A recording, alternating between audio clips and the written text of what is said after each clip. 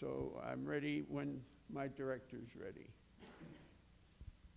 Ladies and gentlemen, those of you who are joining us vis-a-vis the live stream or later watching this on YouTube, it is located and will be archived on the Town of Bucksport website. And we're pleased tonight to have our award-winning team from Bucksport High School. Let's give them a good Brown Hall welcome, shall we?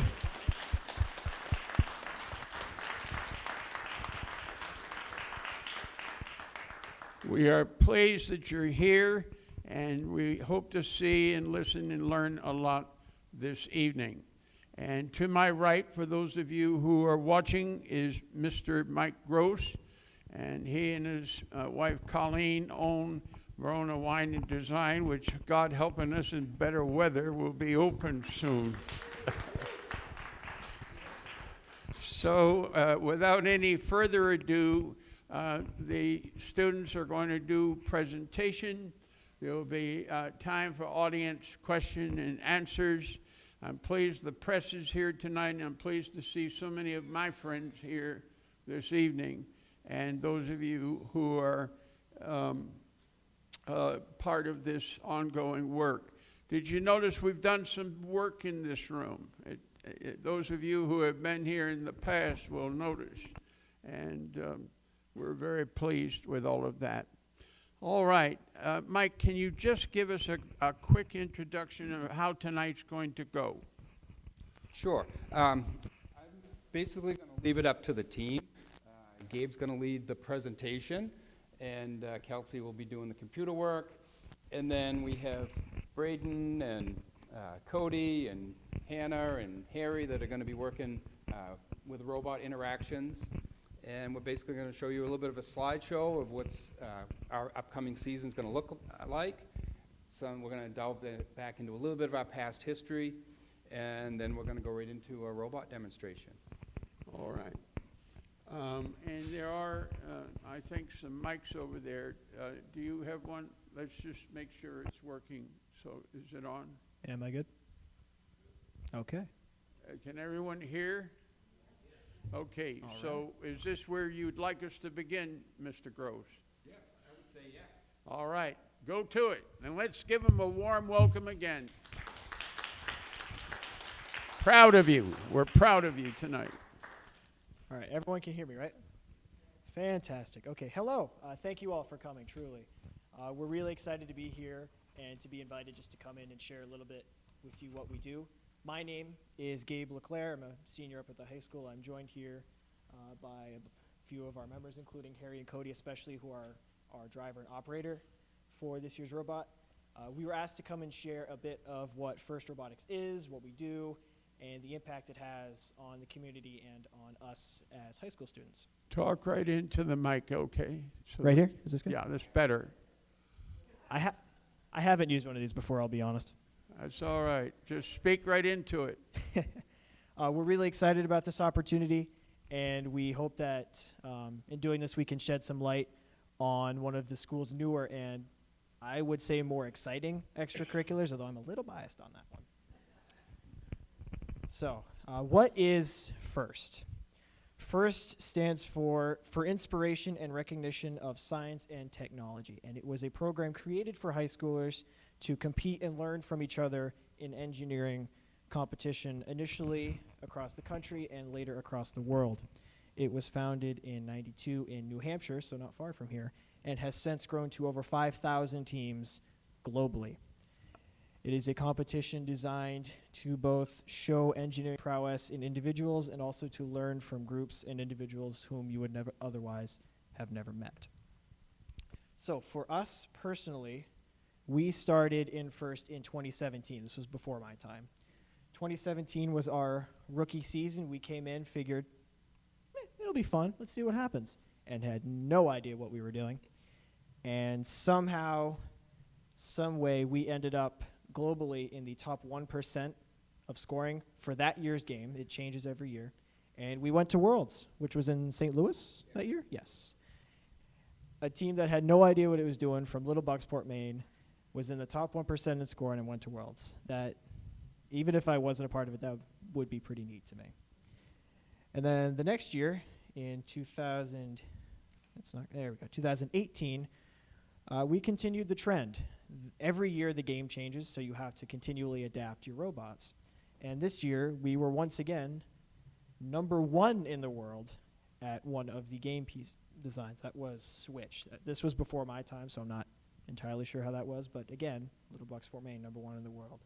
We were going up against teams that were funded by NASA, going up against teams that have mentors from engineering firms across the world. And we had no idea what we were doing, and we were holding our own, which, again, a little biased, but that's pretty cool to me. 2019, we were starting to get our act together. We were starting to really understand what First Robotics was, how we had to operate, and really come into our own as a team. Once again, we were in the top 1% globally in game piece scoring. A little bit of a theme here. And we were on something called First Updates Now, which is like a first newsletter, I'll call it, something like that. And people started to slowly but surely take notice of who we were. The numbers started getting around, our design started being noticed, and slowly but surely we were figuring out what we were and who we were going to be as a team. Which brings us to 2020, which had a lot of promise until something called COVID happened. And that didn't go too well. We had one competition in Massachusetts where we placed second and showed a lot of promise. We were very happy with our robot that year, which you can see in a picture over there on the left. The shooter, especially for that year, was fantastic. We were really excited for what we were going to do that year, and then it all shut down. So that happened. And then in 2021, we couldn't do competitions like we normally would. We couldn't do travel. You couldn't do crossing state lines, none of that. So what they did was come up with something called the First at-Home Challenges. It took the game from the previous year and adapted it for use in schools, in gymnasiums, in shop basements, anything you could think of. And we built a complete new robot, which you can see again on the left. This one was Bounty. And we figured, well, we have the time. Let's just make this as comically good as we possibly can.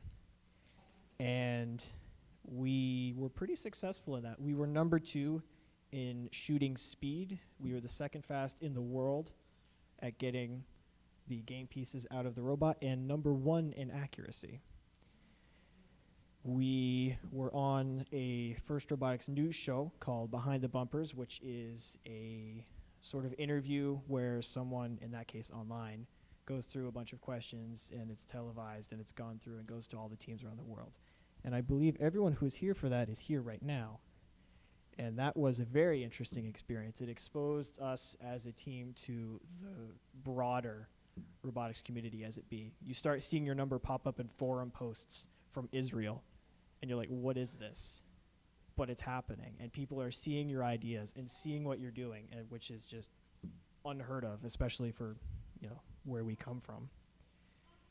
So, one of the more special things with us, at least to me, is there are places in, say, South Portland where you have robotics teams and engineering schools. That's all they do. It's an entire school where they're just in the shop all the time. That's not us. We're just a normal public high school, but we bring kids in through other ways. There's the 20 or 30 of us dedicated to robotics, but we have shop classes, we have CAD classes, we have engineering classes, we have welding classes. And we use all those resources to pool in and try and teach as many kids as much as we can while getting the best robot product possible. It's worked really well, and it's something that we really pride ourselves on to this day. So, during that process, we break into a few groups. Now, there's something called CAD, which, for those of you who may not be aware, is computer animated design. What we use is something called Onshape, and we can go through online and create digital replicas of parts, robots, game fields, anything we want to precise accuracy, which allowed us to not only create much easier functioning robots that were much less finicky, but the CAD curriculum was basically stolen from UMaine. So our CAD students are getting the same exact material that UMaine engineering students are, which allows Bucksport High School graduates to go on and have great success in those courses, especially freshman year, because they already know everything. And we've seen that happen a couple times up in Orono, which is pretty interesting, honestly, at least to me. And we have a ton of resources through that. The Silvernail family especially, who are alum of the high school, donated a lot of money so we could get CNC routers, a plasma cutting table, a CNC mill, which are all super useful in creating the precision parts that we use to create this. Basically, all of this robot was machined. Barely any of it was made by hand. It's pretty incredible. Once those parts are machined, we have to put it together. This is me, so again, a little bias. We have to go through, take everything, put it together as it's assembled on the computer, building the gearboxes, which is not easy, despite whatever Gross might say, building entire drivetrains, climber systems, improvising along the way, fixing it when Harry inevitably breaks it. Just lots of things piling together that make for one of the most challenging and yet one of the most fun experiences that I think you can have in high school, personally. To make it run, we have a code team that does computer work that I do not understand. They are able to go through and create autonomous courses where the robot will do a thing all on its own. They can create routines where you just press a button and it does whatever you want it to do. I have no idea how they do it, but it's really fun to watch. And then they wire everything up, and everything in here is perfectly safe. It's all wired up, it's all ready to go by high schoolers, and it works, which I'll admit, I came in as a sophomore, I was a little late. I did not believe that when I first heard it. And then after that, we have a team dedicated to marketing, which is especially important to FIRST, where a lot of things are based on inter-team communication. It's making friendships and it's building the connections with people from other states, other countries that you otherwise would never have a chance to, and using those to learn from each other and make each other better, which is the whole idea of FIRST. And they go through and they work with local sponsors, they work with larger sponsors. That's where that banner comes in, that's where all the names on the back of our shirts come from. And they do tons of community work, especially more so before COVID happened, but what are we gonna do about that? And they really do make the world of difference for us when we're trying to build this thing. So events, we do a lot of stuff. Now, a normal event follows a 3-day structure, and I'll be fairly quick about this because, yeah. Day one is just getting there. It's getting there, saying hi to everybody, getting the robot looked at, saying hi to some more people, seeing how other people solve their challenges, making more of those connections, and then you go to bed. Day two is something that I often hear called the hardest fun you'll ever had, and I personally agree with that. It is a blast. You're in matches, which are essentially 3-on-3, what we call alliances or teams. So it's 3 robots against another 3 robots in whatever that year's game is. And there's a whole system to figuring out who's good at what, who you're going to be working with, who you have to watch out for. It's a ton of fun, but it takes every ounce of brain power you have. So by the time you get back to bed at 2 in the morning, you're done. And then day 3 is what we call elims, which is essentially robotics playoffs. You have alliances picked in a pecking order. You go through a bracket, and you see who wins the event. It's a ton of fun, and it's really interesting to watch, especially when your team isn't involved, because you have no stakes in it. So you can just sit there and watch all these robots do these amazing things and just enjoy it for what it is. During these events, we are again split into a couple things. Drive team, which is those two, drive the robot. They're on the field. They're representing what we've been able to do. They're out there having fun, shooting the shots, making the climbs, and breaking things to bring to the pit team, which is me. They go out and break the robot and bring it back to me to fix. We spend a lot of time talking and learning to other teams in the pits. There's a bit of a theme with that here. And you try and figure out how other teams have learned, how other teams have adapted to problems, and then you'll end up with a catastrophic failure and your next match is in 5 minutes, and you have to work through that. And somehow it always works out. It's a really, really fun challenge. To do that, you need to know what other robots are. So we have scouting teams in the stands. They watch other robots. They watch our robot. They see who can do what well. They see who can't do what well, pardon me. And then they give us that information so we can go in informed and know what's going to happen. Because nothing is worse when you go into a match thinking a team can climb and they can't. Or a team saying they can climb and they can't. It gets interesting. Once all that is done, there's something called district championships, which this year is in Massachusetts. This is up to 80 teams. This is a very large event, and it's 4 days. Most of it is the same idea, but you go through when these teams are top-notch. These are kids who are experts in what they do, who can build robots that are unlike almost anything else. And it's just amazing to watch what can happen in these places and see the level of cooperation between kids who have never met each other and just working together to solve problems for the sake of having fun. This year, just real quick, 2 events. The first one is this weekend in 3 days in Waterville. We hope to maybe finally win a blue banner, which is first place. It hasn't happened yet this time.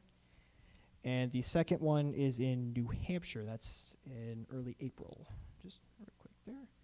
So, locally, it's been dampened because of COVID like everything else has, but we pride ourselves on being able to work with businesses and people in the community and try to help get their name out there, try to help them do what they do while working on our robots and getting out there and learning. The Silvernail family, especially with the large donations, as I mentioned, helped us get all that fantastic shop equipment that we use almost every day now, both in robotics and in classrooms. It's in the normal engineering curriculum now. They can learn how to CNC with things. It's amazing. And then you get businesses who want to support what you do, and they get the exposure from it, because all the names on our shirts and stuff become associated with what we're being able to do. We're going in for a small town and somehow winning, and then that's what's associated with it. Okay, so for this year, another new game was called Rapid React, and I believe we have the reveal video up here. Hopefully it'll work. It'd be awkward if it doesn't.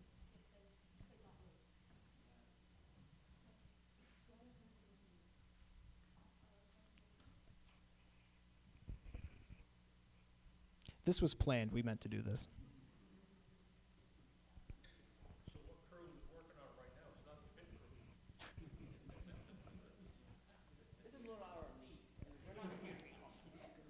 crew. We didn't bring any of the computer people. Are you on the internet? Yes. Are you on the internet? That's probably what it is. Okay, so while they're doing that, I'll try and explain it. Every year there's a new game with new challenges, and this year had some of the most interesting ones we've ever seen. There is a climbing challenge at the end of the game, which has metal bars at various heights. I don't remember off the top of my head what they are, and you have to find a way to climb with the robot up those varying bars. This one's a bit scary for me as the guy who has to fix everything. It'll go up and latch onto a bar, but to move to the next one, it's swinging wildly around and hitting stuff and breaking stuff. It's really fun when it's someone else's robot. You good? Yay! Welcome to the 2022 first robotics competition. This year's game, Rapid React, presented by the Boeing Company. 2 alliances of 3 teams each compete to score their cargo balls into the lower hub and the upper hub. They earn additional points if the robots triple.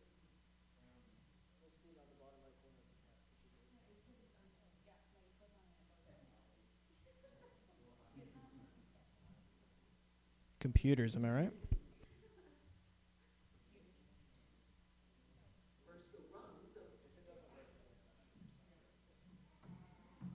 Again, this is all completely intentional. We meant to do this. And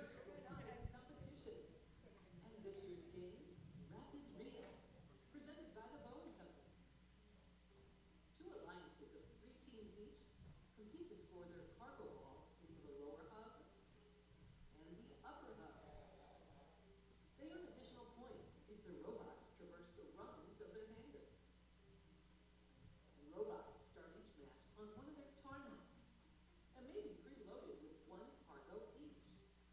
During the first 15 seconds, robots are autonomous, without guidance from drivers. They leave their tarmac, score preloaded cargo, and collect and score additional cargo. During the remaining 2 minutes and 15 seconds, drivers control their robots. They continue to gather up 2 cargo at a time and score cargo in the lower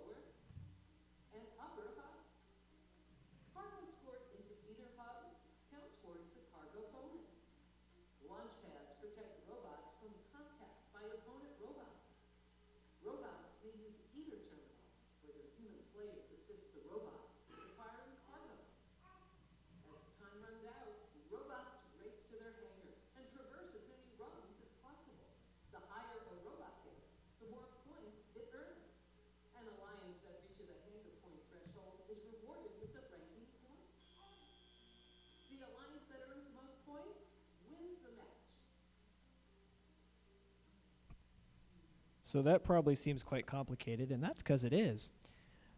This is what we get every January. I believe it was January 8th this year is reveal day. Yep, I remembered a thing. We all gather into school to watch them release this Really, Kelsey? To watch them release the video live, and we sit there in the school for several hours on a Saturday just trying to figure out how are we going to do that. And it took a while this year. There's been a lot of extra challenges that we didn't anticipate, but we're really looking forward to it. Yeah. Kelsey. Okay. So now, once we get that, we don't have very long to put a robot together. From reveal to the start of competitions is only about 8 weeks. So it is full into overdrive from that moment. The first 4 days are what we call the strategy session, which is a bit of a overstatement. We sit together in a circle for a bunch of hours on Saturday, Sunday, and Monday and kind of panic on how to figure out the game. And that's it. And eventually by the 4th day, we can pull our heads together, figure, okay, this is our problem. This is how we solve it. This is our problem. This is how we solve it. And then we go from there. The next stage of it, or part 2, as we very creatively called it, is what we call the prototype phase. We are a big fan of internal design competitions. So we send a group of 3 over there and a group of 3 over there and go solve that problem. And if one of them does it well, great. If they don't, try again. And we do that over and over and over again to get the most ideas and the most thinking and the most possible solutions out of everyone involved until we can eventually have a series of solutions that we then put into a robot. From there, it's just starting to build the chassis of the robot, the gearboxes, all of that stuff, and just seeing any weird hurdles we're going to have to solve, any weird jumps we're going to have to make, and from there, just continuing to put a robot together.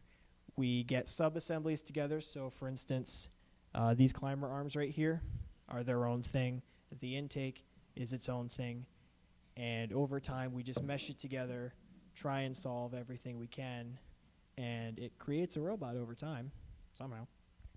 And by the end of it, we hopefully have a functioning robot, and we just start to test it. We have Harry and Cody driving it at least an hour every day, seeing if it's going to do anything weird, seeing when it breaks. It's not if, it's when. And how we're going to solve those problems when they arise. There's always something new, and there's always going to be something challenging about it. And that's just part of the fun. It's what's going to break next, and how do we fix it over and over and over again.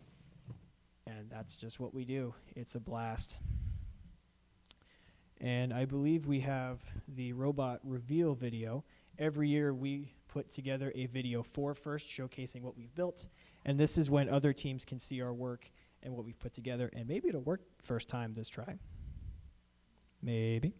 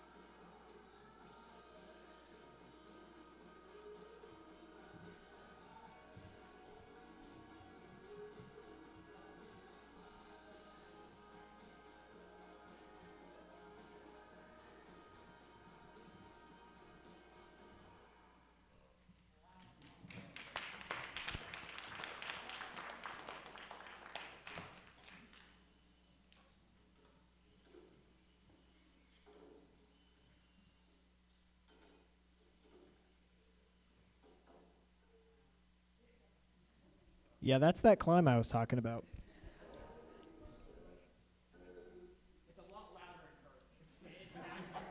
The first time we did it, I was about 2 feet away and underneath it to the side, and I was terrified. But it works, and it's fast. I think if we go all out, it's 10 seconds? Yeah, under 10 seconds to the top, which is kind of absurd, not gonna lie. And then here is just a couple pictures of it throughout building. This one on the right here, it just doesn't have an intake for some reason. No idea why. But this is what the shop looks like every day.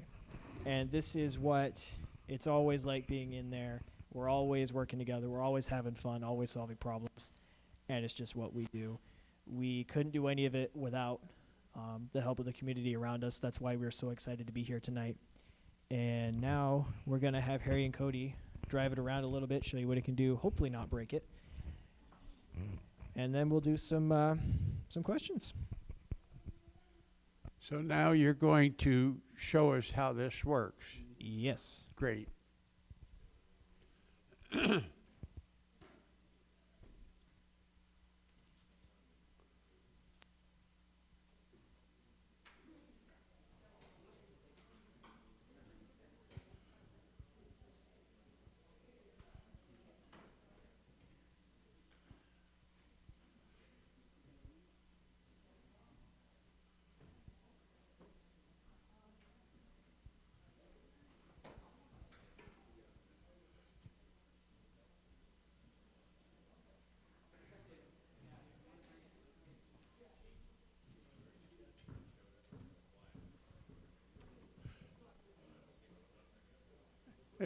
This is the first time it's being seen from outside of the high school. We are privileged.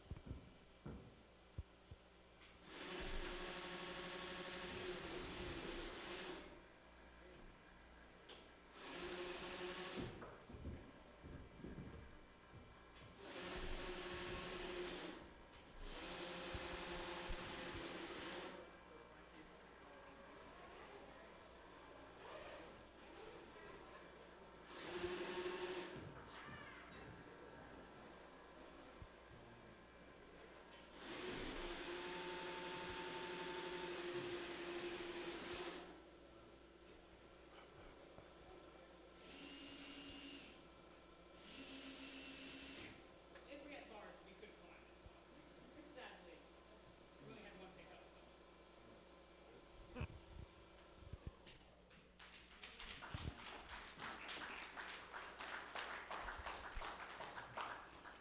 Are we not proud to be supporting the Bucksport High School school system with our tax dollars? Folks, this is good, well-spent money. Very, very excellent. I want you to be thinking if you have a question, and to get started, we will have a roving mic, so we'll be able to handle that. Afterwards, all of our students, I promise, because they got here, I don't even know that they had supper, so we made some grub together, and our guest students are going first to enjoy whatever's over there. But meanwhile, can one of you tell me ways that you think robotics are helping us now as a nation? How are robotics helpful? Can you give us an example where a robot might be used? Ooh, that's a broad one. I think a lot of what we do ties into STEM as a general field. So robots as a robot are used in manufacturing and in hospitals and power plants, but a lot of the principles of what we're doing and the design and all that are applied to engineering courses and designing products everywhere, every day. It's just bringing the same things that are already in the real world into a school environment to teach kids how to use them, how to work together. You mentioned STEM, and for those of you who may not know, that means science, technology, engineering, and what's the M stand for? Mathematics. So I heard you say something about medical usage, and you mentioned something else, and I didn't quite hear it. I was thinking in hospitals and factories, just because that's the first things I could think of. I think Harry had something. Yeah. So every year the game is actually based off something. And this year they decided to base it off, it's sponsored by Boeing, and it's based off shipping things. So Right. robots are used all the time in companies like Amazon, Boeing, moving packages around. How you get your stuff in 2 days, a lot of it is done by robots. That's remarkable. Does anyone have a guess on how robotics might help us in the future? Any ideas where that might go? I would say to an extent everywhere. Not necessarily in replacing normal human labor or anything in any way, but it makes everything safer for us.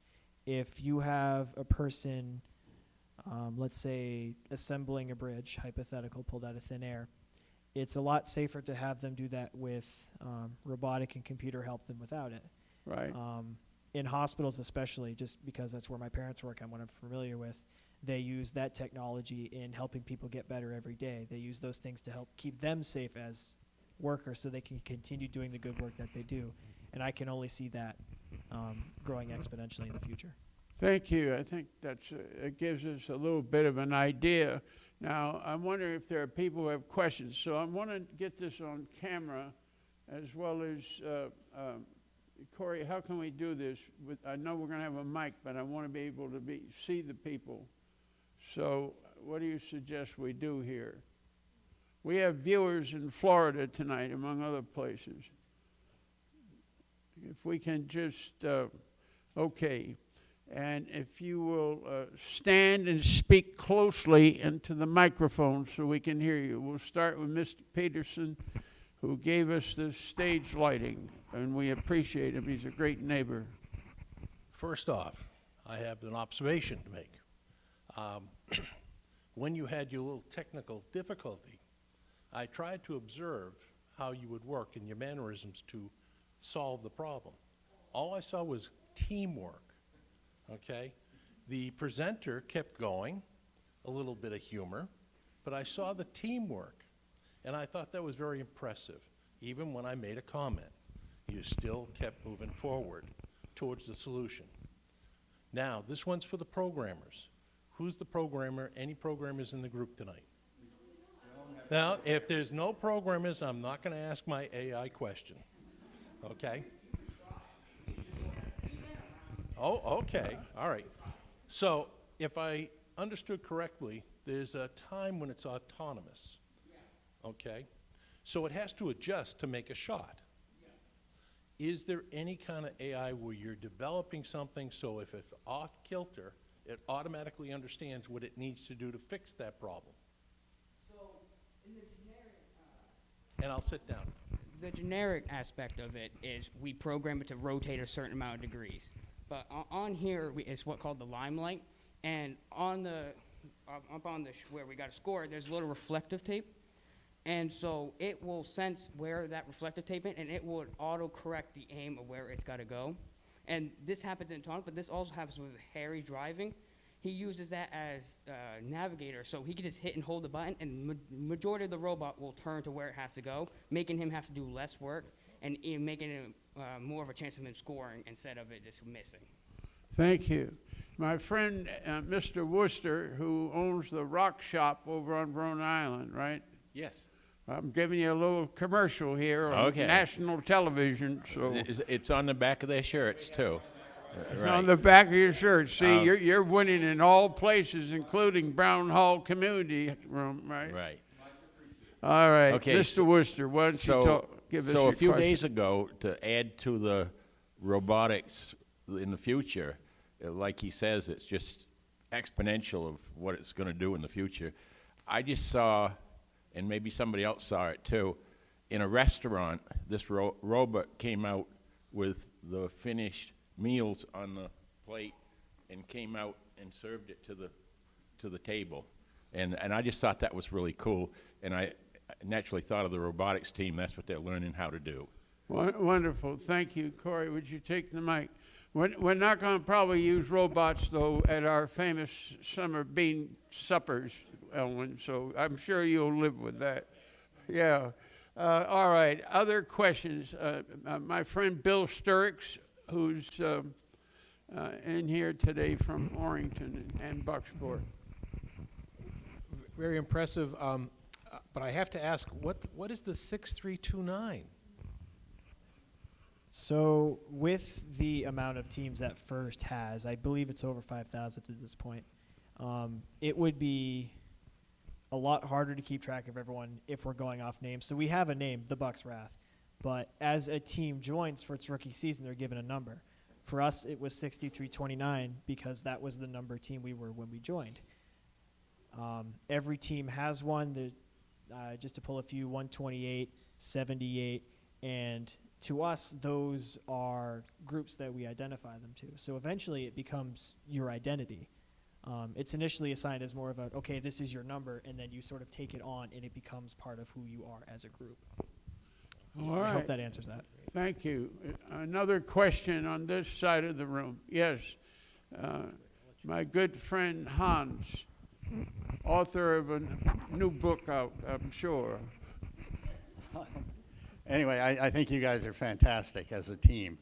And what you're doing, I really hope the whole town supports you fully in it. But I have one question. It's a little delicate. Traditionally, robots, you know, the boys played with the robots and the trucks and the girls played with the dolls and that kind of thing. I'd like to ask the young ladies here how you got into this and what you see as the future for women in robotics and engineering.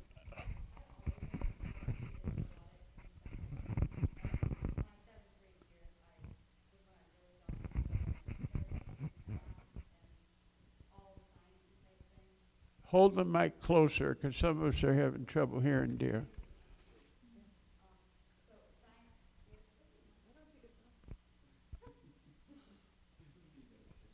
Is this better? There we That's go. better. Okay.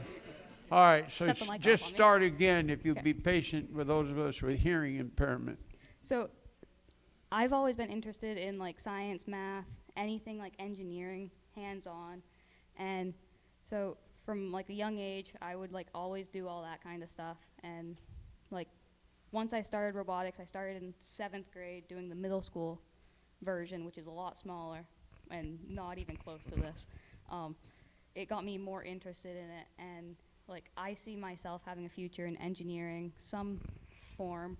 I'm more into like biological engineering stuff, but that's definitely something that I'm interested in, and I know a lot more people are interested in it. I don't know what Hannah wants to do, but I feel like something along engineering lines. Why don't you pass that over to Anna and let her speak for herself? So I don't really know what I'm going to go into once I graduate, but I think definitely engineering, some sort of engineering is in the ranks for what I could go into, because I do enjoy robotics quite a bit, and I do think that it is a big part of my life, and to just never do it again after high school would be weird, and I don't think I would enjoy that. So yeah. But you feel included in this effort. Yes. It's not boys versus... No, I think robotics is definitely just basically one big giant family, and if we lost even one of our members, I think it would be quite a loss. I Right. mean, I don't think... Isn't that the way community is supposed to function without regard to gender and all this other mess? They're also smarter.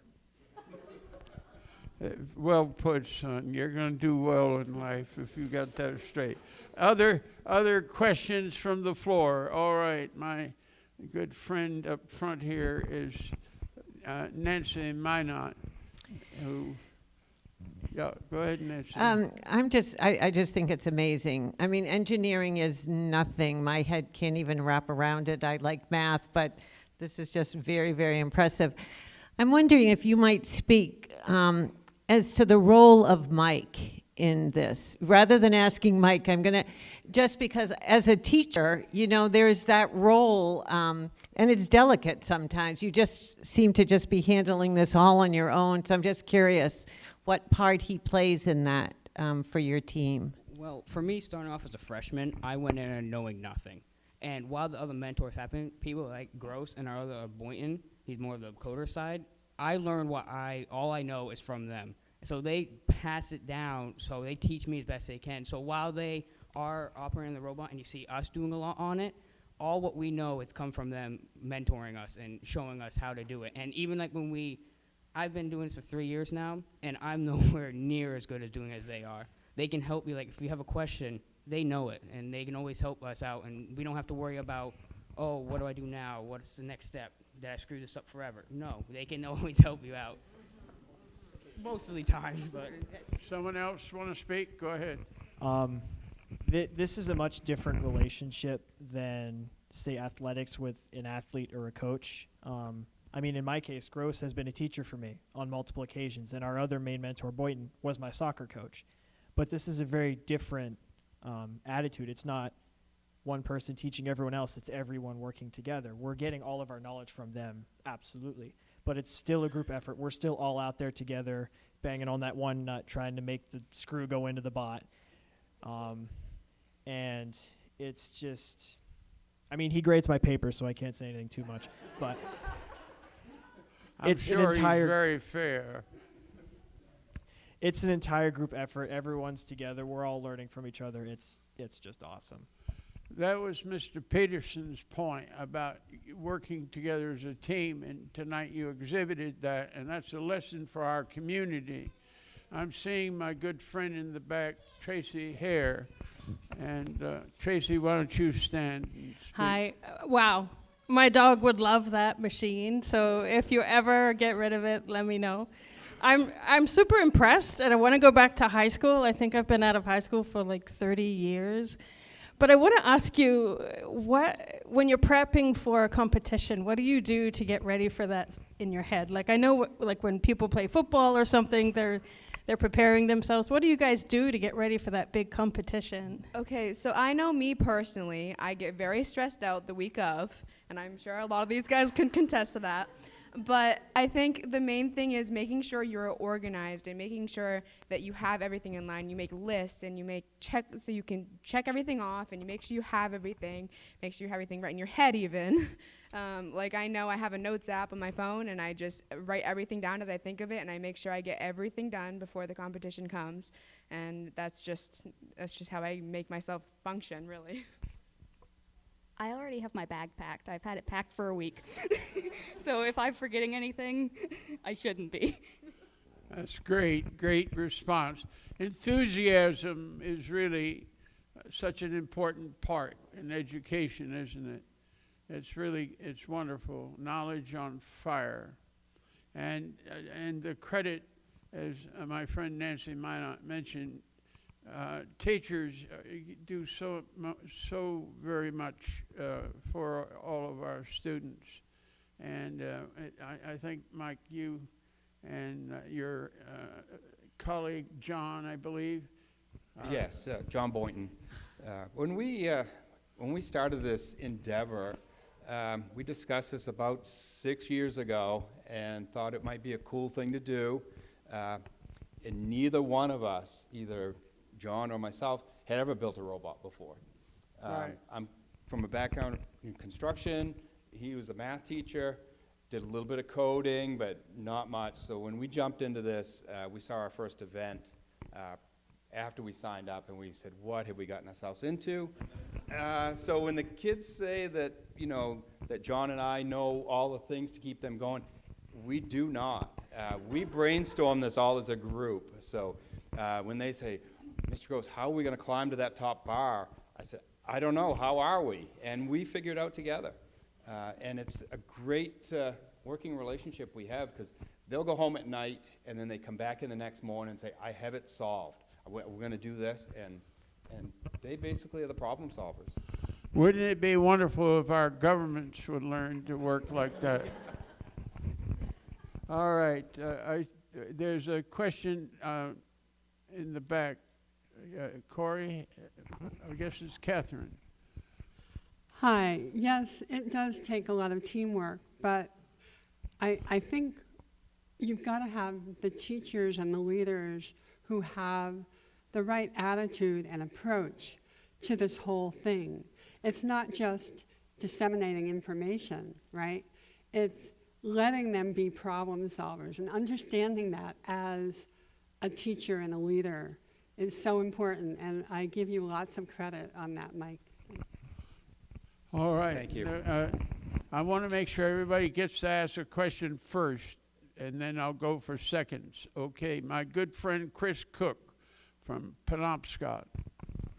Well, Orland. Or Orland? Yeah. All right, I'll do penance for the mistake. I'm interested in how much Mr. Gross will let you fail and fail and fail until you figure it out, or is he as unknowledgeable as you and you're all figuring it out together? You want to take that one, Cody? Speak into the mic. We all want to hear this one.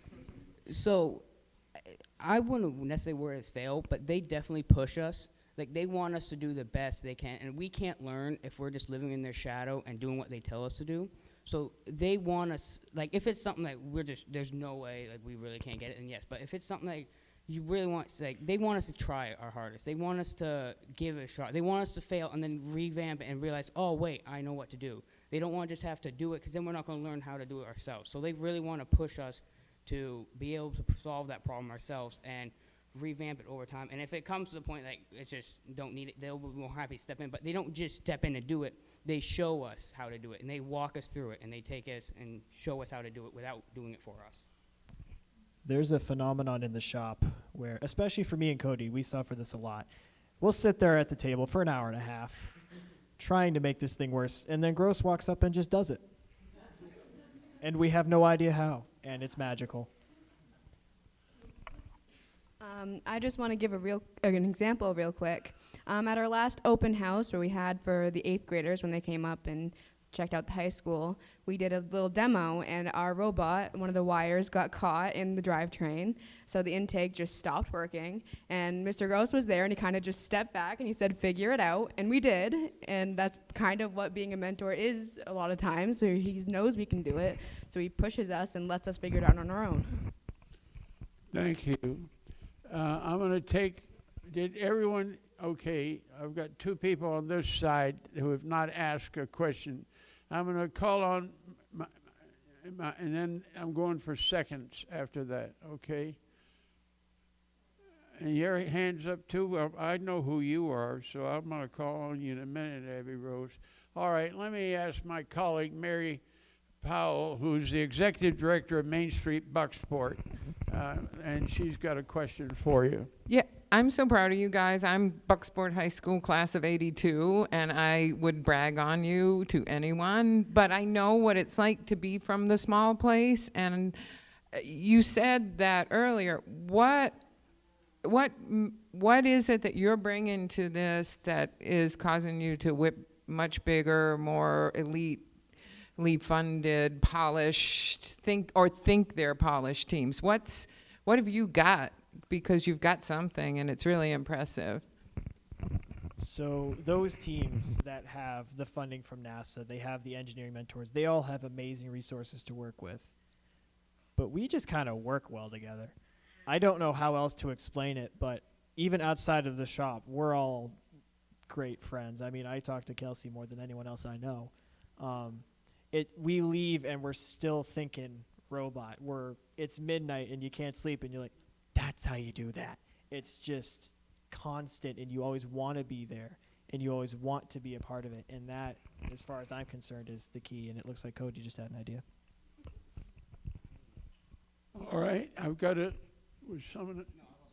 I'm going to Colleen.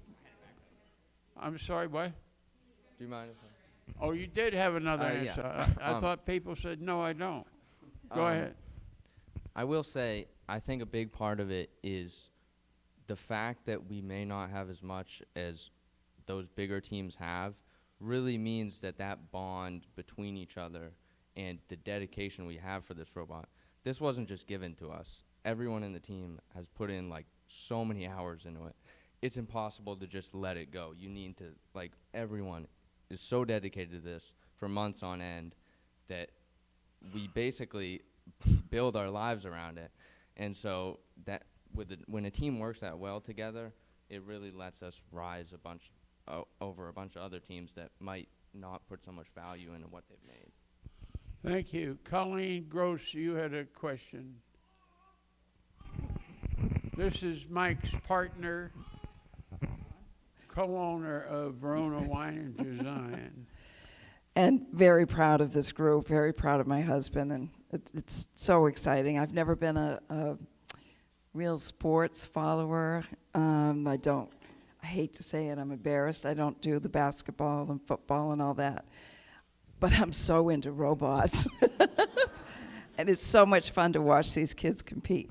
My question to all of you guys, yes, you're learning about engineering, you're learning how to build a robot. What I'm interested in, as a volunteer mentor, which is another thing I'd like you guys to talk about, but besides building and engineering, are there any other life skills that you feel that you have gained by being in this program and following through? I've learned one big one. I've learned to socialize so much better now, because when you're at competitions, you have to, you're not forced, but you have to talk to people if you want to understand. And going into this, I kind of sat there. I did what I was told. I didn't really speak up. But now going through this has taught me that it's okay to speak up. It's okay to give ideas, and it makes me a better person because I'm not so afraid to talk to people. I'm like, yeah, I'll go ask them that question. And it's no big deal now, so it's really taught me that. Along the lines of what Cody just said, I would never be talking on a stage. Like, I always just never talked, like, in front of big groups and stuff. And so this is something new, but being part of the pit crew, I'm gonna have to be able to talk to people. I'm gonna have to be able to, like, explain things and, like, actually know how to talk to people and socialize, which is a very big part of robotics. And it's helped me a lot with that. I want to take Abby Rose's question. So let's get over there. Abby, take your mask off. All right. I love to take things apart because a long time ago I took a radio apart with my dad. And it's really fun. I agree. I missed it, but I'll listen to the tape. Okay. Do you guys like taking things apart? It's a lot easier. How many times have the transmissions come apart in that robot in this past week? All of them. All the times. All right. My last question of the night is with my good friend and colleague, the Reverend Douglas Warren John from the Congregational Church in Little Deer Isle. And he's going to ask something that I didn't think of, I'm sure. Well, just a quick question. How long did the entire process take from conception to completion? When was this actually completed? Well, it's never really complete. I think we had half the drivetrain out about 4 hours ago. We have about 8 weeks to build a robot. We discovered this game on January 8th. So it's between now and then that we have gone through all those designs, done all that prototyping, built this robot, tore it apart, built it again, and just learned it inside and out, trying to make it as good as it can be. I will say that quite literally last week. It was the end of the week. It was Friday. We tore the robot completely apart because there was something that wasn't working. We could not figure out what. So everything came off. The shooter was off, the intake was off, the climber was off. We took apart basically the entire electrical system and then put it all back together in time for Monday. I think it was done. So that was pretty great.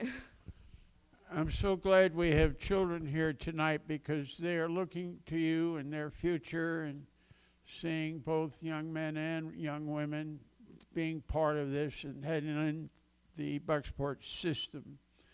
For those of you who have joined us by way of the internet, this is Brown Hall Community Center, and this program has featured our award-winning, wonderful high school robotics team, and this crowd is going to give them a warm round of applause for their show and tell tonight.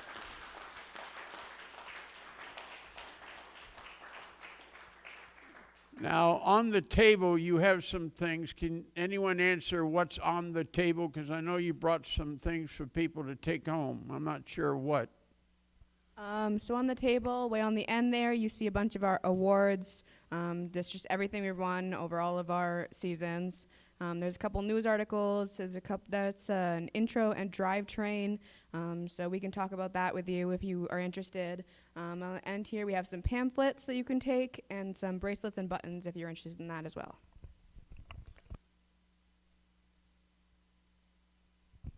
Yeah. With that, if anyone else has any questions, feel free to come up and ask. You're going to be available afterwards. Yeah, we all love talking about this stuff. It's just what we do. So feel free. Please avail yourself. It's wonderful to have young people here. The young people, you are our guests.